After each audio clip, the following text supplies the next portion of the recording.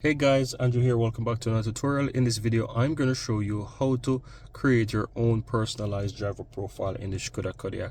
So to do that, you want to go ahead and look at your infotainment system and just click on the car icon right here at the top.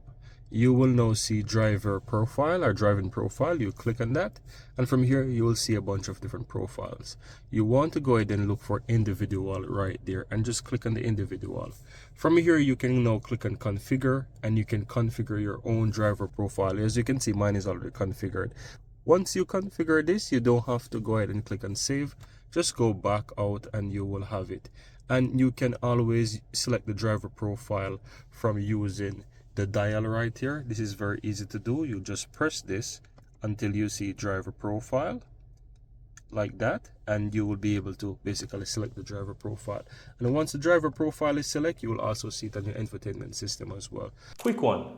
If you're finding this tutorial helpful, my team and I publish simply and easy to understand step-by-step tutorial daily. And I'd really appreciate if you hit that subscribe button to support our channel, and of course, so that you'll never miss out when we release videos just like this one every single day. Now, let's continue. But this is how you basically customize your own driver profile using the infotainment system in the new Škoda Kodiaq.